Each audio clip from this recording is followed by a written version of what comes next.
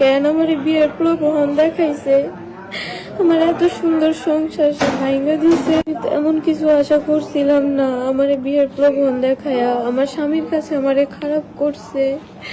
আমার স্বামীর ধরানোর জন্য 5 বার পুলিশ আনছে আমি বাসায়। তার কথা শুনা সে আমারে বলছে তোমার স্বামীরা তুমি ধরাইয়া দাও,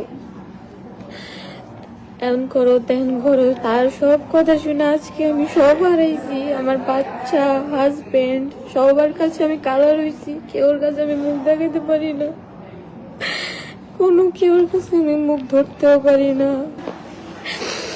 আমি আমার স্বামীর কাছে ফিরে যাইতে পারতেছি না। আমি আমার বাচ্চাদেরকে ধরে দেখি না। আমি কত খারাপ হয়ে গেছি।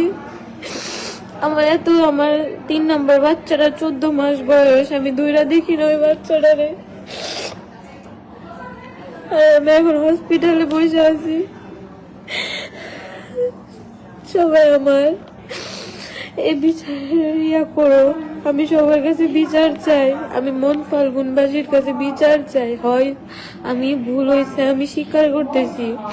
ওরও বিচার করুক, আমারও করুক, সমস্যা নাই। কিন্তু ও ঠিকই বুক ফুলাই আটটাছে, কিন্তু আমি কেউর কাছে মুখ দেখাতে পারতেছি না, না কেউর কাছে যাইতে পারতেছি।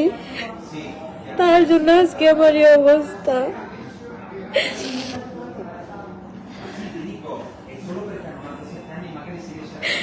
আমি সবার কাছে একটা বিচার যদি আমি তার জন্য সুইসাইড করি, সবাই দায়ী থাকবে। আসসালামু আলাইকুম সবাইকে। কালকে আমি লাইভে আসছিলাম, অনেক কথাই বলছি, অনেক কিছুই করছি, কিন্তু এখনো কেউ একটা সলিউশন দিতে পারতেছে না। এই করতে করতে আমার জীবন পুরো ধ্বংস হয়ে গেছে। এখন পর্যন্ত মানে ঠিক হইতে পারতেছি না। আর আমি এটার বিচার চাই। এই বিচার আমি তার দোকানে গেছিলাম, বলছিলাম তুই বিয়ে কর। বিয়ের কথা শুনে সে পুলিশকে সাথে সাথে কল দিয়ে দিছে। এখন শুধু আমি বিচার চাই। বিচার ছাড়া আমি কিছু বুঝি না। আমার বিচার দরকার। হয় সে আমার বিয়ে করব, না হলে মন ফাল্গুনবাসী সবাই যারা বাংলা কমিটির মানুষ আছে কি বিচার সমাধান দিব আমারে দিব, দুইটার একটা করব। যদি আমার বিচার না দিতে পারে, আমি সুইসাইড করে একবার আল্লাহ আমার ফিরে আনছে। আমি আর করবো না। একদম সুইসাইড করে মন ফাল্গুনবাসী বাংলা কমিটি সবাই দায় থাকবে, সবাই দায় থাকবে। পরে মরার পরে বিচার পায় তো কোনো লাভ নাই। আমার এখন বিচার দরকার।